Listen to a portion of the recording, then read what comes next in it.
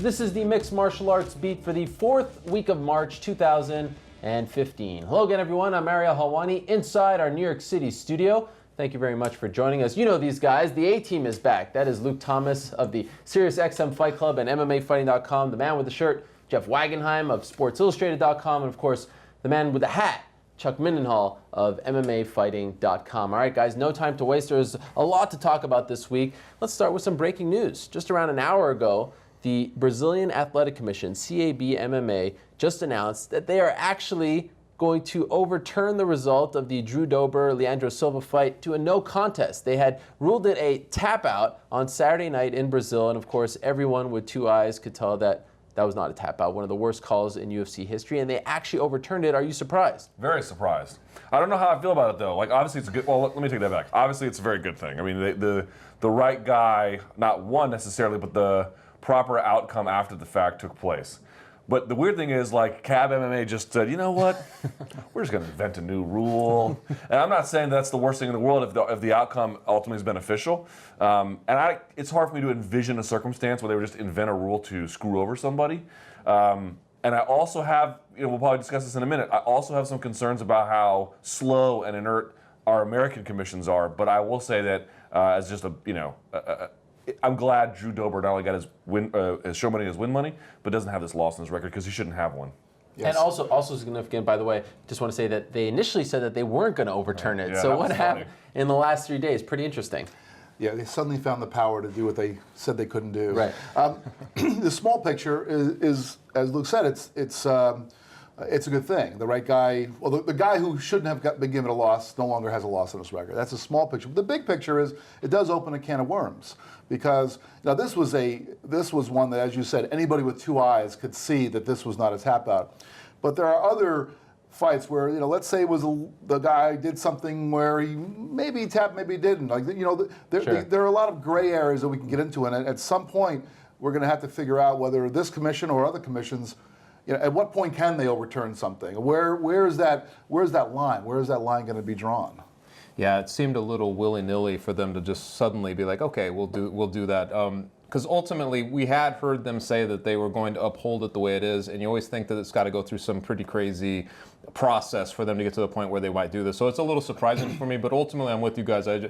You see something like that, and it's so egregious that you're like, the referee's the only person who missed this thing. He messed it up. This is a kid who's just coming up in this game. He's spent so much money. He went to Brazil. He's probably flying his corner out there. Everything that goes along with it. To have it kind of go down the way it did, you couldn't help but feel bad for him this whole process. For them to actually acknowledge it and do something about it is good. But I agree, it opens up a can of worms. We see a lot of injustices in this game, and there has to be a line. You have to uphold these rules and go through some processes to kind of get to that point. This one seemed a little bit sudden to me. So it just happened an hour ago, like you said. So sure. I'm still sort of processing this whole thing. But at least you mentioned him coming to fly his people down. At least monetarily, the UFC did the right thing. Yes. Right off the bat, they paid the guy his win money, which they didn't have to do. I mean, there have been some bad decisions that we've seen in the past, and they didn't have to do it. So it was good that they were on the right side of this right from the get-go. I sort of look at it like a benevolent monarchy. Like, I'm not sure a monarchy is the best way to have a government, but it's good to have a judicious king. Somebody you can trust in that sense, even if the system itself is not in place. Because what's the alternative, right? What do we have in America? We have state commissions. Like, for years, the UFC went out of their way to say, we ran towards regulation. We ran towards... And I don't think they had a choice. I think that was the right call. But even good choices have bad consequences. And one of them is that these other commissions don't do anything because they're slow, they're inert, they're just bureaucrats running it. I'm not saying that the way that CAB MMA went about it is my favorite, but I will say that, like, the nimbleness with which they handled it, it feels just better. If the rules are stupid, let's do something about them, right? And this is something that happened that we're so used to nothing happening. For instance, when we used to talk about the Nevada Athletic Commission for so long, certain things would stay in place, especially under Keith Kaiser being there and everything. Things just didn't change. It would just kind of stay the same. It was almost a stubborn sort of law that they would keep. Well, we don't change it. Steve Mazzagatti, he's going to continue to referee the fights, etc.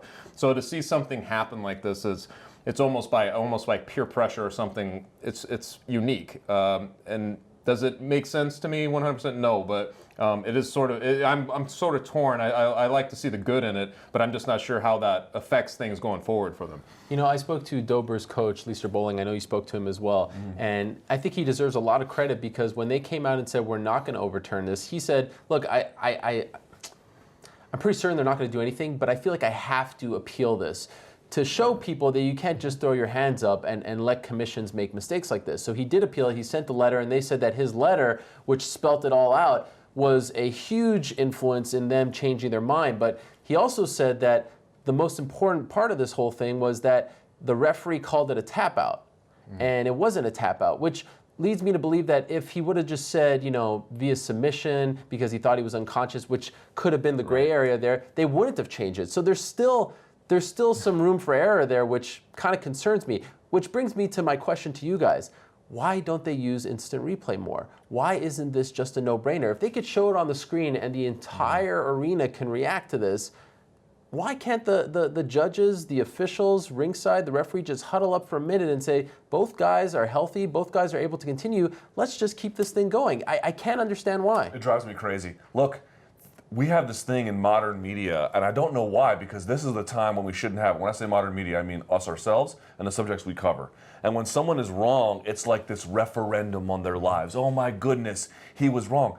Hello, you're wrong about 50% of the things you say every single day. Not this panel, though. No, not this panel. But you know what I mean? Like, you're just going to say wrong. It's inevitable. You're going to make incorrect decisions. I think Andy Foster had told Ben Folks that in his articles. People just, they're going to get it wrong. We have to have mechanisms in place to help us. These are not to hinder things. These are not to make the situation harder to do. I really think this circle the wagons mentality that some of these commissions have about, well, I don't want to, you know, we saw it. Remember when they wanted to put the chip in the gloves in Nevada? Yeah. Well, we don't want people just don't understand there'll be more scrutiny on us. There should be more scrutiny on you. You are scrutinizable to the nth degree. What are you talking about? So to me, you know, look, there had to be rules about instant replay too. Yeah. But I don't see how less is more at all. Yeah, especially in this sport, which is a relatively new sport. I mean, in sports across the board, the advent of instant replay was slow going, and a lot of people, you know, those of us who've been watching sports for a long time, there was a lot of people who didn't want to see instant replay come in because it does slow down the flow of a game. But just think of all the decisions that have been overturned in all the different sports that we watch. You know, from football to baseball, you know, home runs that were initially called foul balls, all that kind of stuff. That stuff changes games in significant ways, and it bucks tradition, the traditions that have been going on for decades. In this sport, a sport that is essentially, you know, a couple decades old, why not go with the latest technology as long as they have specific guidelines as to how much time a replay can take? Because, you know, one of the things that happens in this sport, you know, fatigue is a significant factor. So when the two fighters stop and can rest while all the officials are huddling, that's going to play a significant factor in how the fight continues. So as long as there are specific guidelines and rules and how long they can take, I'm all for it. In other sports, they're also looking at something within the game that's maybe affects a possession. It's something on that level. This sport particularly, because you're talking about, in this case, a guy who spent these many months leading up. So it'd be like in another sport, you introduce instant replay and you say, well, this will affect your whole season. Yeah. You know, that's what I'm saying. Sure. Like, your season is at stake, not just a singular possession. It makes more sense in this sport than a lot of others, just because there's so much more riding, so much of the purse is still at stake, all those things. It just makes sense. I mean, the fighters would love to, I'm sure most fighters would love to know that they have the security of something like that and not, you know, get by with it. Because a lot of guys don't feel good even when they win in that. So I know this last one was a little weird with Leandro sort of reaction, but guys don't want to win that way either. I think it's one of those things that it's the spirit of the truth, right? You're trying to just get to the truth of it so that it's all fair. To me, the sport needs to look at that. So real quickly, like, part of what happened here, I don't know that we can directly connect the dots, but it sort of had come out that in New Jersey, they have rules for reviewing when referees screw the pooch, so to speak, right? So when they do that, they're like, okay, well, you got this wrong, we can fix that. And so there's a lot of copycat things going on, but copycats in terms of best practices. I've said it before, I will say it again. I don't know what the answer is to fix the 10-9 must system. I don't know what it is to fix instant replay, but when the UFC goes international, I think if they can prove that we have developed a system for effective instant replay use by experimentation in the UK or in Singapore or in wherever, they can then take that back to the home front and say, look, we have data. We have proof that this is better, and that's how they can get things changed, at least in the 3 major states. But what they do is they say, well, we're going to go international. We're going to do things exactly as how they're done in Nevada. To me, that is a giant mistake. And for something that's a fan-driven sport, like it's a spectator sport, you want a sense of resolve. The things that happen, like if things are left unresolved and you're hyping something, this Dober fight, we weren't paying attention where it's only an example, but if it's a big fight, if it's a main event and it's not resolved, if it ends in that way, that's a big deal, and if it's a pay-per-view, well, then people feel ripped off. It's like you want there to be a sense of resolve. So therefore, I think that you should do everything in your power to sort of give them that. So if it's replay, if they're able to do that, we've seen eye pokes, things of that nature where the referee just doesn't see it. At least there's some other measure there to at least check it out, you know what I mean? And give people that sense of resolve. I want to hijack this for 1 second about this because I've been hearing and reading online about people saying, well, this was the worst referee call in the history of the sport. And I would submit that this was not even this referee's worst call on that night. Yeah, I think it was 2 fights earlier. He let a guy. That's saying something. He let a guy 2 fights earlier tap about 150 times before he jumped in and ended the fight. Yeah, pretty good ref. And it reminded me, I had done a chat with Yves Levine, the referee for a Sports Illustrated story I did, and inevitably, if you talk about with a referee, you're going to talk about mistakes. Sure. And I asked him about some mistakes he'd made, and he talked about a time where he thought a guy was caught in a guillotine, and he waved off the fight, and the guy was fine. It wasn't as egregious as this one, but he didn't like that. He said, I blew it. And I said, was that the worst ever? He says, oh, not far from it. The worst is when he's let a guy take too much punishment. When in his judgment he thought a guy was still okay, and he let the guy take too much punishment. So in this sport, unlike other sports where the foul ball versus the home run and all that stuff can change the effect of the outcome of a game, this obviously changed the outcome of this fight. That's bad, but the referees in combat sports have a special charge, and that is to protect the fighters and make sure those guys are safe. It's a rough gig. I mean, even guys like Herb Dean. Remember the whole thing with the Sarah McMahon with Ronda Rousey? Before then was the Wahlberger. Remember that fight? There was the Wahlberger pile. Yeah, these fights where he let the fight go on too long, and then the other one. It's all in that balance, right? Like being able to react and see things as they're happening, and it's a tough gig. And great call about New Jersey, because in CAB MMA's statement, they actually gave a shout out to Larry Hazard and New Jersey for helping them see the light and for saying thank you for teaching us about the effects, the positive effects of instant replay. We're going to look into this. So it's nice to see commissions actually working together, even international ones. Yeah.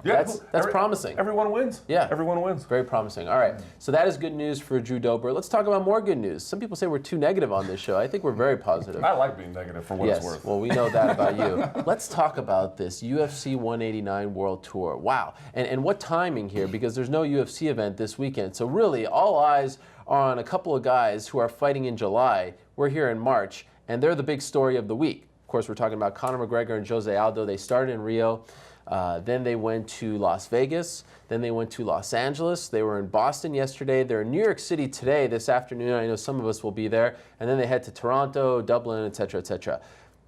This, to me, has been a home run for the UFC. I mean, the characters are great. The embedded has been great. And tickets go on sale this week, so it all works out. What's your favorite part about this whole dynamic? Because it is unprecedented. They have never done something like this for two guys. And I know Roy and Robbie are doing their thing in Canada, and they'll be joining them today in Montreal. But this is the McGregor-Aldo show. Right. One of the rare cards, in my opinion, that could possibly sell out with just two guys on the card. Yeah.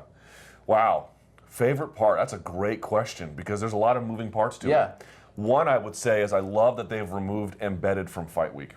I love that a series so fresh and so original isn't tied to one kind of routine. They can pull it out and they can make it about something different and special. And I think even with McGregor, I think you've learned something new. I like the way McGregor interacted with the city mayor of Las Vegas, and how nice he is when he calls for room service. These things are small, but I don't know. They give you a weird window into somebody, so that I think is great. But I think the thing I've enjoyed the most, the stare downs are great, and I like that it's such an international fight, and it's still a pay-per-view fight. It hits everything. By the way, I think it's the most perfectly promoted fight I've ever seen in my life. I struggle. I mean, the boxing included. Well, let's say MMA. How about that? Okay. But what I think I like about it most is that there's been an argument like, well, stars make themselves. And it's true Conor McGregor's a special talent. And it's true that he's running up against the greatest featherweight of all time. You can't make this stuff. That has to just happen. But the UFC realizing we have an opportunity here to do something special. We are going to get these guys. They're not flying coach on American Airlines. They've got 2 different jets for these guys. They're spending money. This is what it's called to promote. Going on an international tour, spending the money, investing so that you can not only make this fight big, I truly believe if the fight lives up to the billing, it will lift the entire division. It's a true masterstroke by the UFC. What do you think?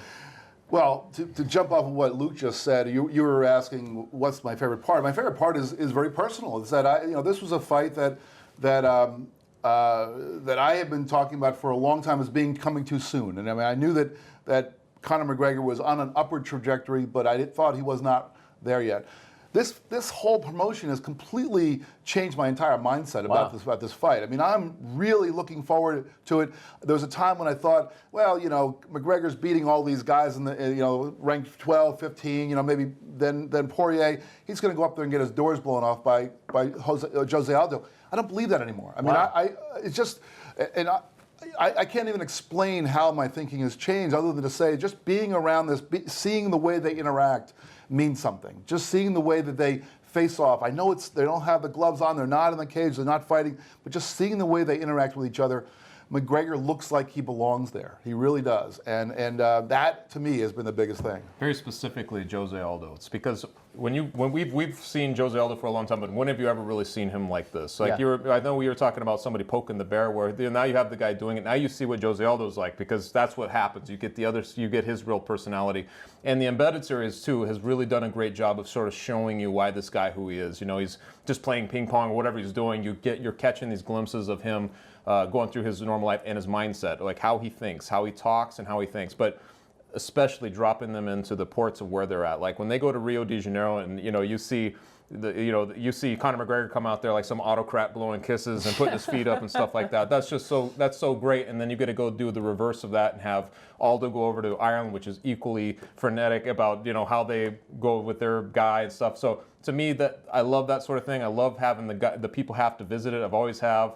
I know that we were talking about Gustafsson and Jones back in the day, like maybe one in Sweden. Those scenarios are always fun. They're doing that before the fight. It just adds to it. It brings all of those countries into one thing.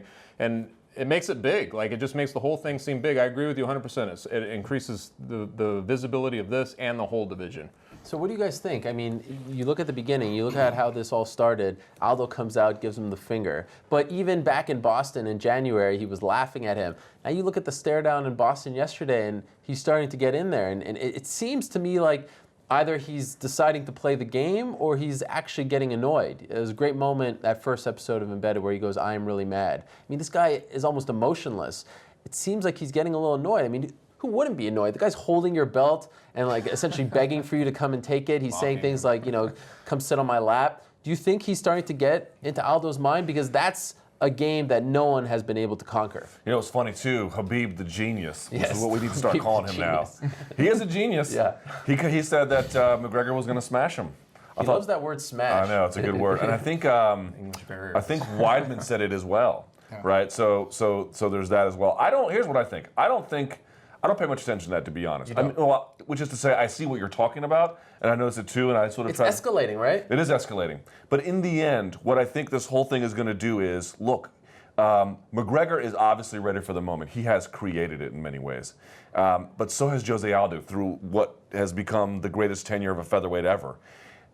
If anything, what I believe is that this tour and the subsequent promotion on Fight Week and everything else is going to elevate these guys to true greatness. I truly believe that. I mean, maybe the one will get blown out because of a quick shot, I don't know. But I don't think that the taunting will lower their performances in any respect. In fact, I think you're going to get the very, very best, which is why I like this fight, Ariel. Because great fights do many things, but one thing they do is they resolve questions.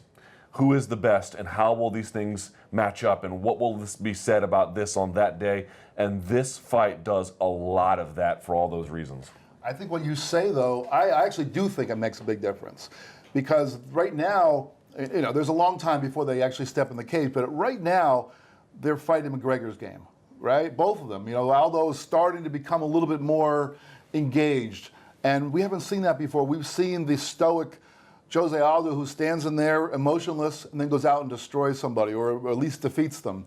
McGregor has pointed out that Aldo hasn't been destroying people anymore, but he's been unbeatable. But he's been a quietly unbeatable guy. Now he's worked up, and I don't know if that's going to put him off his game. I suspect that you're right, Luke. I think he's going to fight just as well, if not better, but it's going to be a different Jose Aldo than what we've seen. And I think that in itself makes this a great event, that McGregor has already taken the guy out of his game. I will say that I feel like we're talking about it like, is McGregor getting into Aldo's head? I almost feel like you could see a little bit of the other side of that as well. Oh, wow, interesting. I mean, you know, even when they're in Rio and they go for their face-off, you see who's the one who feels compelled to chat and say things. Who's standing there just stoically looking at the guy like, I don't even hear you. I mean, those things go both ways. I just think there's psychological both ways. That's another thing that's sort of an undercurrent of what's going on that makes it fun. You know, it's like these guys have to be sort of closed up in different, these different ports in equal proximity. They're always going to be around each other. They have to keep doing this thing, and it just sort of creates that sort of psychological, warfare there. Do you guys understand why I said I feel like many moons ago that Aldo needed McGregor more than McGregor needed Aldo? McGregor was always going to poke the guy at the top. Doesn't matter who it was, if it was Chad Mendes, it doesn't matter. But when have we ever seen Aldo promoted like this? When have we ever seen this much Aldo?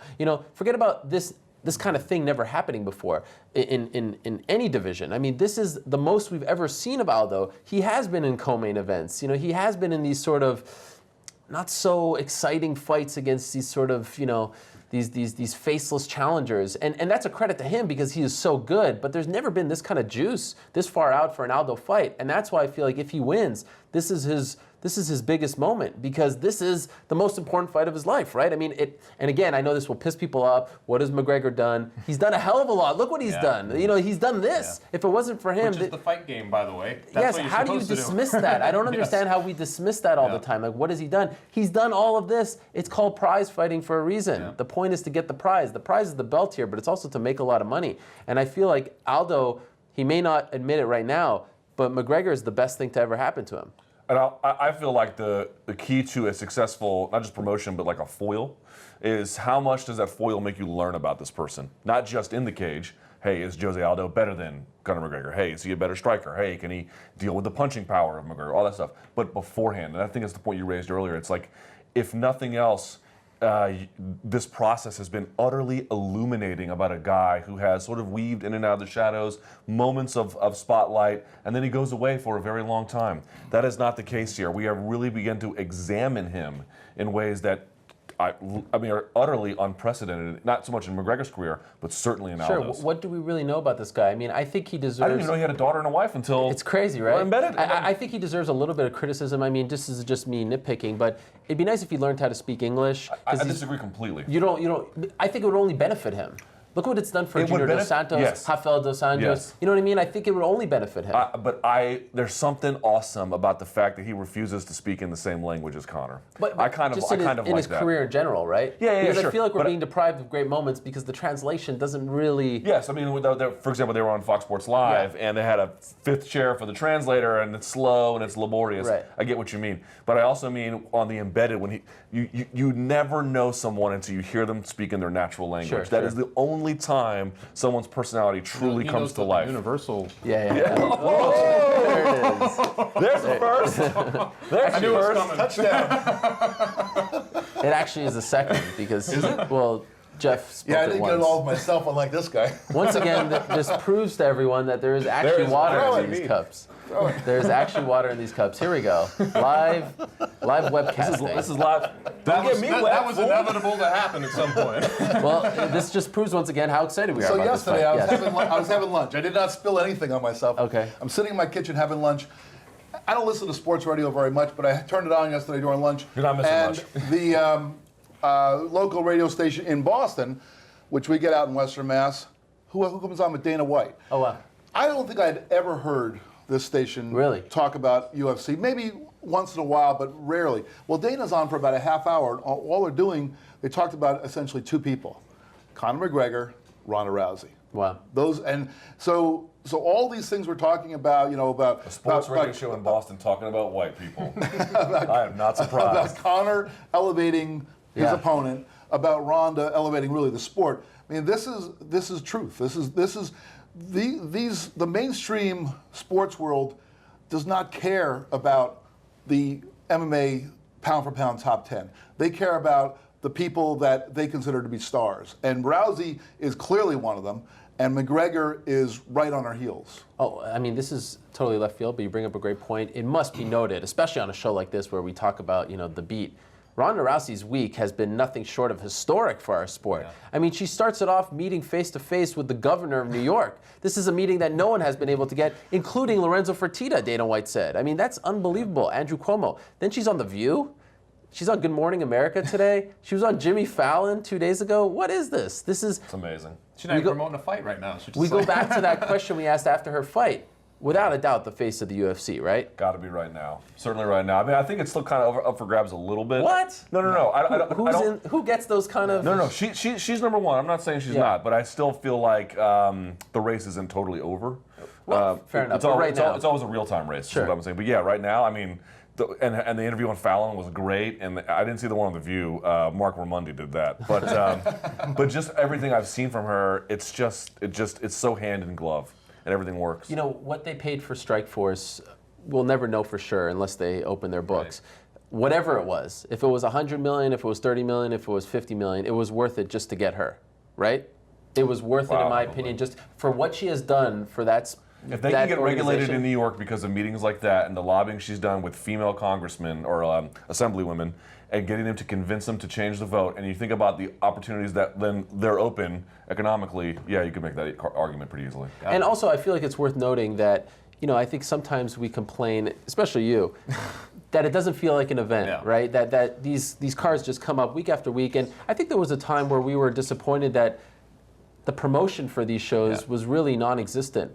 But now, and look, we're not trying to kiss ass here with the PR people, but look, they've done a press conference in, November to promote like their next 8 shows. They did it again in February. Finally, it feels like there's some division in that organization that is looking ahead, that we're saying, okay, it's not just about Fairfax next week, which could use a bit of a push, let's be honest, but we're finally starting to look ahead and plan and get people excited about the upcoming events, which for a period there, maybe at the beginning of the whole Fox run when there were so many shows, it kind of just felt like they were just coming up week after week. Now it feels like there's actual work being done to promote these cards, and I think that's being felt by the audience. Yeah, and the right ones too. Yeah. Like they're not promoting the Fairfax card, but okay, I love the Fairfax card. It's in my backyard, but I would rather the energy be spent on Aldo McGregor. Right. I would rather the energy be spent on making sure Ronda Rousey gets to all these different places on time and that it goes well, both from the lobbying meetings and Good Morning America. I would rather Habib and Cerrone and 187.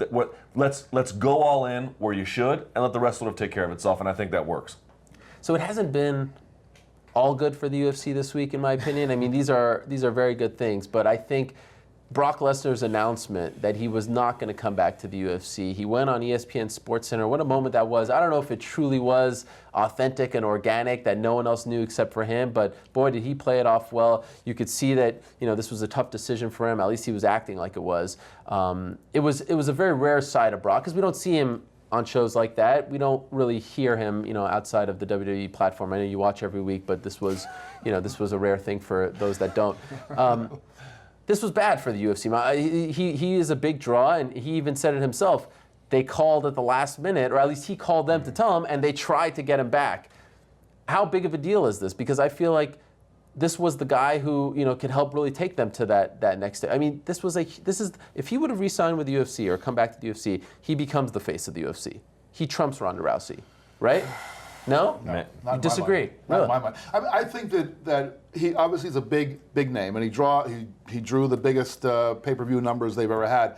But I feel like there's a two-pronged thing we're talking about. On the one side, you want people who are big personalities, but you also want people who are either champions or on the verge of it. And Ronda Rousey is the champion of champions and a great personality. Conor McGregor, huge personality, and at least is competing for the title. We don't know whether he's going to win it, but he's in the neighborhood. Brock Lesnar, if he came back to the UFC, was never going to come within a sniff of the title again. I mean, in the past, he was a champion. Can you say for certain? Well, the thing was because he had that. How do you know? It's scripted. Did you not know? Okay. The problem was that, there was some sense of no resolve with him. Like he went away. I mean, as he started losing, he had the stomach issues. He had a lot of things going on. Those, at least in my mind, were still there. I know that he lost the last one kind of after the fact, but I wouldn't necessarily agree with that, because like with Alistair Overeem, they've been trying so hard to like position him into a position like where he can get that title shot. Even through this latest bout of losing, they've still, all of a sudden, here we are again. He wins a couple, and now we're starting to put him back in that spot. To me, he would have been expedited if he was able to beat a guy or two into that position again, because he still, to this day, is tied for the UFC, heavyweight title defenses with 2. It's pretty crazy that he was able to accomplish that. And in my mind, it only gets bigger if he comes back and destroys somebody, and then you start to see something else. You're like, oh, well, maybe he really was more affected from his stomach ailment than we realized, or maybe this or that. Maybe he's worked on something. I don't know, but you could see how he would captivate the imagination on a second run. I want to ask you something. You tweeted this week that if it wasn't for the Brock era, you wouldn't be covering MMA. What did you mean by that? Maybe am I no, you're right. Paraphrasing incorrectly? No, that's basically correct. I mean, listen, like people like Loretta Hunt and Josh Gross, they got into the sport at different times, and there's still people coming into the game now, right? But for me, I was doing things in my career, and I was watching traffic, and it was going well. Like nothing was going poorly, and I just remember, I didn't expect it. I thought it'd be big. But I'll never forget the night of the Lesnar-Mir fight. The second? The first. First. I remember looking at the traffic on the site I was working on at the time, which was bloodyelbow.com, and just being utterly blown away at the traffic. And we weren't even trying to do it that well. I was shocked at what he was doing. And then the phone calls you'd get from like, hey, this is a legitimate sports outlet here. This is this. Everyone talks about, well, he galvanized the wrestling audience. And that's true. No one got sports media, traditional sports media, more excited about, in my lifetime, about MMA than Brock Lesnar. Far and away.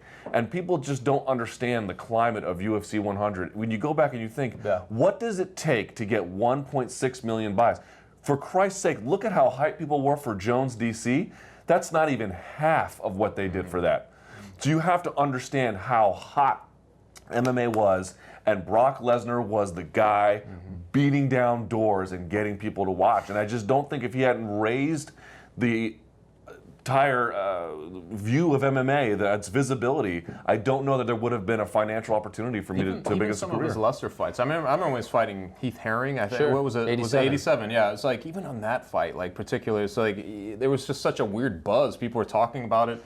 And just wanted to see how he'd handle himself at the time. You're like, how does he handle himself against a guy like this? I don't know. You still wanted to see more, and for him to sort of ragdoll him, sort of parlay it into the Randy Couture fight and everything. It's just, to me, you're right. It generated a lot of interest outside of the bubble, and I guess that's what we're talking about with Ronda Rousey being a star. Like she's able to sort of transcend into those other areas. But he did it in his own way. He had tried out for football. He had done those things. He was trying to make it in the NFL. And I just think he carried a name that really was sort of transcendent of our sport, and it brought a lot of new attention to it. But would Brock Lesnar 2.0 have been the same kind of thing, or could he have carried that on? He's an older fellow now. He presumably recovered from his. He's not geriatric though. I mean, he's still he'll be 38. He's close to 40, and he's. Have you seen the rest of the division? That's also close to 40 now. And he is supposedly over his illness. Right. I don't know. I mean, maybe I'm underestimating what. I mean, I think that you're right. His effect was so dramatic back then that I suppose just out of curiosity, a ton of people would have come back and watched him do it again. But I guess I'm thinking more in the beyond one fight kind of thing. I mean, there's no doubt that the first time he set foot in the octagon again, it would have been a huge event. But did he have what it takes to sustain something even for like 2 or 3 years? No problem. Just never forget, it's a heavyweight, American heavyweight star who went in there and just bulldozed people. Rousey is having to change people's opinions to wake them up. Yeah.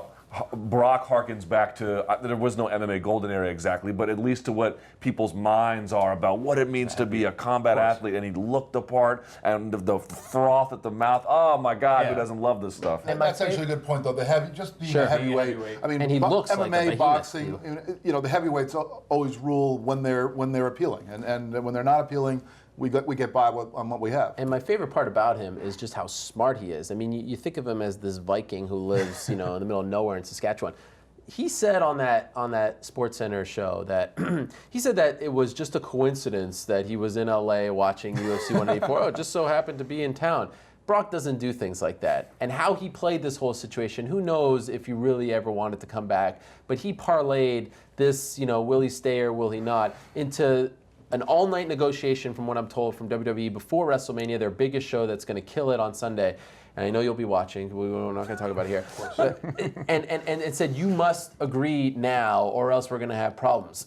So he basically had them, and then he had the UFC saying, 10 times more, what do we have to do? He played this perfectly. I mean, the guy nailed it. Now, what I love so much is, and I know I joke about the wrestling thing, but people always say, stop talking about wrestling. The UFC, the Ultimate Fighting Championship, the leader in MMA, gave the World Wrestling Entertainment heavyweight champion of the world a crazy contract. Think about that for a second. Didn't they say that Lorenzo called him in the parking lot in ESPN? Was it double the amount that ESPN that WWE offered? Well, he never said double, but he did say what they offered was 10 times more what he made in his early run in the UFC. Jesus Christ. This is according to Brock. But my point is, for anyone to say that there is no connection between the two, they didn't go out there and offer the NCAA champion this amount. They offered a guy who is doing fake wrestling right now this amount. You know what I'm saying? Yes. They're not going to Shaquille O'Neal. They're not going to LeBron James and offer. So to say that there's no connection between these two entities is false. Well, it's business, though. I mean, he did not.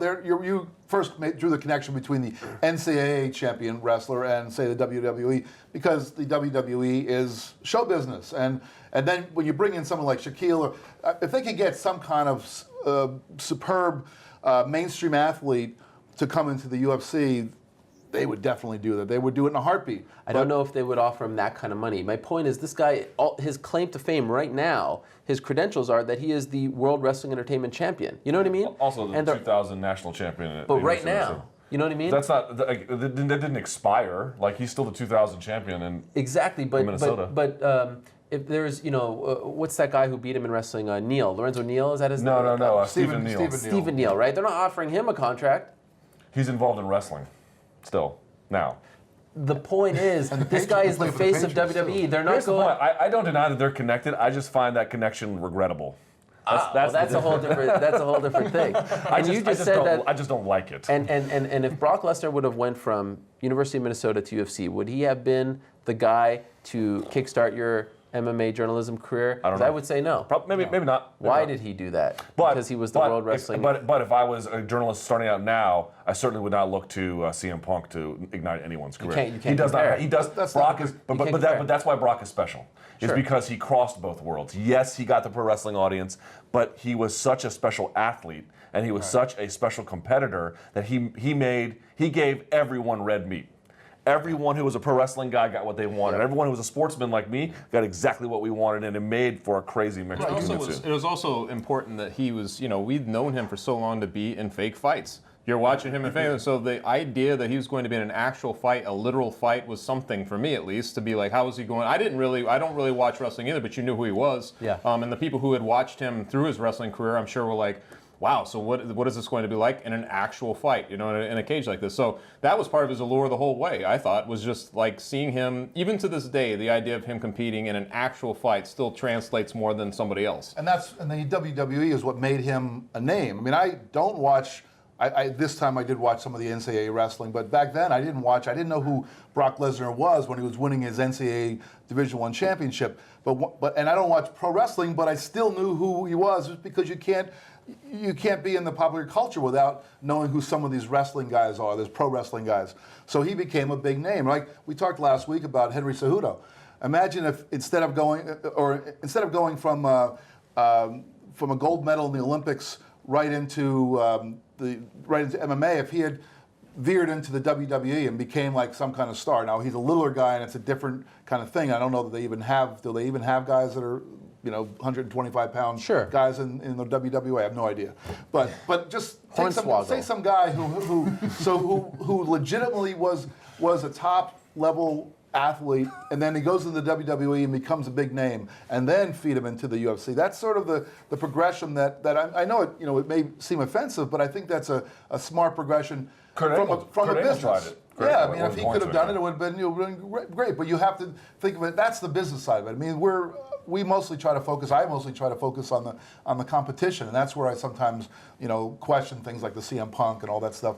But you can't argue about the business side of it. They're finding guys with big names. And I mean, just look at what Conor McGregor's doing. He's doing this thing called the billionaire strut. He took that from Vince McMahon, and a lot of the stuff that he's doing is from pro wrestling. We don't have to get into this discussion, but my final point is, like when LeBron James is deciding what to do next, he's not deciding between the Heat, Cavs, and pro wrestling. He's not deciding between the Heat, Cavs, and the UFC. Brock Lesnar, when he had a decision to make, it was either MMA or pro wrestling, and they are linked.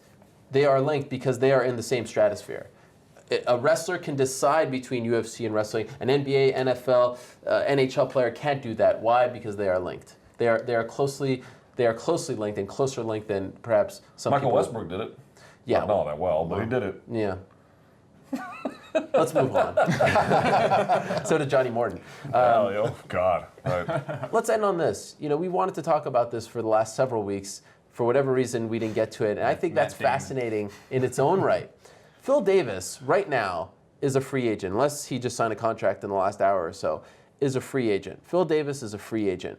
And I find that to be very interesting. I find the fact that no one's talking about this to be very interesting. This is a guy who's coming off of a loss to Ryan Bader in Sweden, and he somewhat rolled the dice because, as we know, when a guy's on the final fight of his contract, the UFC likes to sign him beforehand so that we don't have this situation for various reasons. Well, he said, let's roll the dice. Let me take that last fight. He lost that last fight, and as a result, his stock went down. And right now, his exclusive negotiation period is over, so he can talk to whoever he wants. And let's not forget, his management team is Zinkin Entertainment, who has had that pipeline with Scott Coker for years, Cain Velasquez, Luke Rockhold, et cetera, et cetera. Scott now in Bellator. So you have to think that at least they're somewhat interested, and you have to think that World Series of Fighting, who has signed guys like Phil Davis in the past, is interesting. Don't you find that the lack of discussion about Phil Davis's future, a guy who I think at last check is like top 5 or 6 in the UFC, to be fascinating? Why is this? Someone asked me, and I could be totally wrong about this. Someone asked me if I thought that Bellator would have interest in Phil Davis. And I think in a general way, they probably have interest in lots of people. But I didn't think that they would, he did not strike me as a guy they would come up out of their pockets for. Like, they would make a competitive offer, but, and I know it's a different era, but, I just didn't see him as the same kind of thing as Gilbert Melendez. It just does not strike me that way. And the reason why is because certainly they would want a name, which I do think he has. Mm-hmm. Certainly they would want a ranked fighter, which he certainly is. But it seems to me like he's just more difficult to promote, and they want guys who are action fighters. And I know Phil started with that 172 fight, maybe before that, was trying to jaw up, and remember he was trying to pose down with John at the press conference, and it blew up in his face a little bit. But I admire the effort. I just feel like he is like the poster child for what happens when you're very, very good, and that has no correlation to whether or not there's a real market opportunity to make use of how good that is. And I think I don't know why he hasn't signed, but I partly wonder if it's because he just hasn't got the kind of offer that is commensurate with his ranking. Yeah, we just talked about a guy who, a long time ago at least, was a collegiate wrestling champion and then became a superstar in the UFC. And Phil Davis, collegiate wrestling champion, but he just doesn't have whatever that it factor is. And it partly is the way he fights. But look at Brock Lesnar Brock Lesnar wasn't going out there striking with people, at least when he was at his best. He was going and taking them down and beating them up. And Phil Davis is an elite wrestler, but hasn't had that kind of career where he's managed to win, but he hasn't been spectacular. He's not entertaining. And as much as we might like to think it's all about competition, and sometimes wish it were all about competition, at this level with the UFC, they're going to keep the guys who are the most entertaining, and he's not one of them. So you don't think the UFC will re-sign him? I mean, I don't know if they'll re-sign him. If you're the UFC, do you re-sign him? If you're Dana White, Lorenzo Fertitta? He's not at the top of my list. I mean, I'm not looking at it and saying, I have to re-sign this guy because he's... I look at it as the only time you really need to re-sign someone is if you envision them as being in line to get a championship belt. I mean, and Phil Davis is top 5, top 6, top 7 guy in his division, but I don't see him. He's not in a trajectory that would lead him toward John Jones right now, So I say, let the chips fall where they may. Every time he keeps his guns holstered and he's not throwing and he's doing these things, it's frustrating. It's frustrating almost like a microcosm of his career. We're just not seeing him advance to the place I think people projected he would go. So he goes through this recent stretch. He scored a couple of decent victories, one of them being over Lyoto Machida, who was sort of iffy, like that particular, and Glover Teixeira. But he's lost. He won the Glover one handily. Yes, he did win that one. That was the most impressive fight we've seen out of him in a while. But what you're not seeing is a lot of finish. I think his last finish was against Prado in the rematch with the Prado fight. Like, you got to go back a ways. His earliest work were the ones that were where it was most promising. When he was beating Gustafsson, he's beating Brian Stan, he's beating those guys. He did the Tim Bosch thing. There was something about him, but it sort of just flatlined along the way. And I think it's really just comes down to he just stopped. It seemed, at least perceptibly, that he wasn't growing like you thought he would. For whatever reason, that's just not translating. His fights just do not generate that much. From what I understand, from just listening, they just don't really generate that kind of buzz.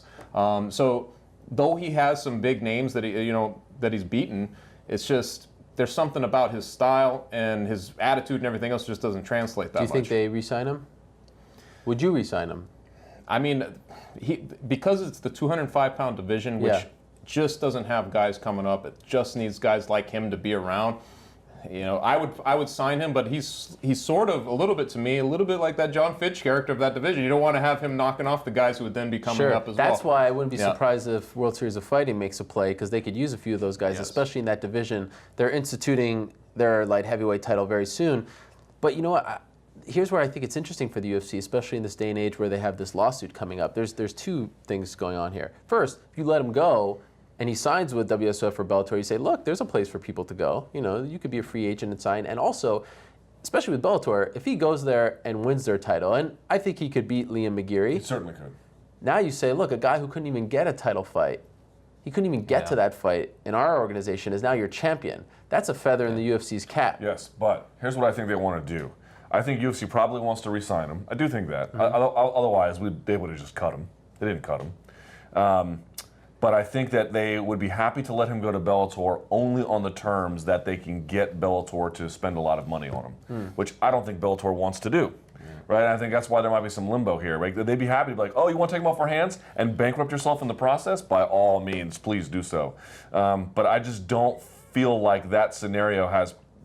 I could be wrong. I just don't feel like that's the scenario in which we're operating today. And also, I don't think that the UFC needs to prove itself by the scenario you laid out. I don't know if they really need to do that. What I think that they're going to be looking at is, well, who are we going to lose that might draw eyeballs to Bellator? Rampage Jackson was a guy who people, even though he was sort of in a fading part of his career, he was going to draw eyeballs. People would still tune in to watch Rampage Jackson fight, and so they wanted to yank him back. So is Phil Davis that guy? Is he the guy that you're gonna tune in on a Friday night because you really want to see this guy? I don't know. I mean, he's a good athlete. There was a stretch where he was having some pretty fun fights, some nice finishes here and there. Yeah, I think he would beat McGeary, and I think he would put on some decent fights. But if I'm Bellator, it's like, is this the guy you really want to rally around? So let me ask you this: more likely to happen, Bellator signing Phil Davis or Josh Koscheck, whose contract is up, and you have that Paul Daly fight there? Koscheck for sure. Koscheck. Despite the fact that he's looked the way he's looked. Yeah, and by the way, I hope they don't sign him. Yes. I want to make that absolutely clear. Do you think they make a play? Again, another Zinkin guy. Hard to say. I don't know. I would guess that they'd at least put out feelers. Would you be interested if you're Scott Coker? Listen, I'm glad I'm not a promoter because I don't have the constitution for it. Sure. But as a person, I'll just say I really hope that this is the end of Koscheck's career. Not because I dislike him. I think he's had an unbelievable career, and I would like to see it capped off before things get worse. If they're doing Shamrock against Kimbo Sure. Slice, Yeah, but hold on. Exactly. Bellator's welterweight division it's not what the UFC's division is by a long shot. It doesn't have to be. Guys like Douglas Lima are for. Dude, Douglas Lima would torch. But the Daly rematch.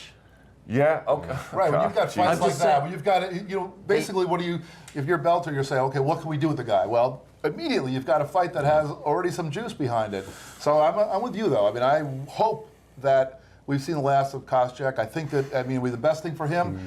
I think it'd be great. Look at this grin on your face. Because I want to know if I want to know if Koscheck is Is he that UFC lifer that he sort of claims to be, or is he Stephan Bonner? I've never got the impression that he's a UFC lifer. You know what I mean? And you know what? Also, He's a business guy. last week we talked about Koscheck before he fought, and we were all kind of morose about the prospects. I got to give him some credit. He went out there and fought. He went out there and he did not go quietly into the night. And he really gave it his all and tried and came up short. But you know, good for him. Good for him fighting to the end. What was strange about that fight for me, like in retrospect, was I almost felt like thought he was dealing with house money. He was going in and was like, oh, this one doesn't matter as much. But this one actually mattered more than anything because he just looked so listless and bad in the Ellenberger one. So at least he did come out and he was like, maybe he wasn't setting things up very well, but he was trying to take his head off with a big overhand right. He was trying to do something spectacular. But man, 5 in a row, that's just... And he got guillotined. Like that's... Getting guillotined as your last fight, that's like a mercy killing. You know what I mean? No, here's what I mean. I've said this before. Getting out of MMA on your own terms is borderline impossible. If the way they send you out is like, I mean, it's like, imagine everyone's death was getting eaten by a pack of dogs. You'd be like, this is a terrible way to go, but we'll put you down via, you know, firing squad. Hey, that's better than being eaten alive by a pack of dogs. I will take that. I know it's a horrible metaphor, I suppose, or imagery, but it's so hard to go out in some kind of pleasant way. That's really not the worst way to go out at all. Okay, last thing, and all I want is yes or no, all right? Because we have run out of time. Yesterday, Dana White officially confirms that Chris Cyborg is under contract with Zuffa. We suspected this. Just look at her numbers. You know, in that last Invicta fight, there was no way Invicta was going to be able to afford her, and there was a reason why they were kind of being coy in Los Angeles. But she's under contract. The situation right now is her next fight will be in Invicta, probably 145, but she has to make 135 outside of the UFC if she's going to get that Ronda Rousey fight. Very smart for the UFC to have her on the contract so that she can't go elsewhere, and also to prove to the world that, yes, we do want to make this fight. So here is my question to you guys. Yes or no, will we ever see Chris Cyborg fight Ronda Rousey at 135 in the UFC? Yes. Yes. Yes. Yes. No. I was trying to go for the positive ending. No. Wow. I don't. If she, I just. You don't think I she need to makes see it? her make the weight, but right now I just don't think Did you she see ever that makes picture of the her weight. with At Frankie Edgar? 135. He didn't say at 135 though. I did say He did say 135. Oh. You change your answer? Jose, there's a picture, if you have not seen it, and I know we got to go. There's a picture of like this recent of Chris Cyborg like putting her arm around Frankie Edgar. It looks like the picture they took last night with George Mirasan shaking Lionel Messi's hand. I mean, if you think in my heart of hearts, I think they make it at a catch weight. I really just. Wait, so now you say no? I'm saying I yes. said 135 in the UFC. I don't know, Ariel. It's a terrible question. I don't know. It's actually. I thought you just said in the UFC. I'm going to say catch weight. I'm going catch weight. Oh God! So You're I'm all saying changing no. your In that answers. case, I'm going to say yes. Okay, great. You know what? I'm going to say yes as well. There you go. How about that? Positivity. Yes, we end on a positive note. Thank you so much for watching. We have run out of time. It's a big day here in New York for us MMA guys. 5 o'clock, that UFC 189 World Tour. It rolls through. That's why I'm all dressed up. Yeah, nice. This is a big deal. So we'll have coverage of that later on MMAfighting.com. For now, we say goodbye. For Luke, Jeff, Chuck, I'm Ariel. Thank you so much. Have a great weekend. We'll see you next time.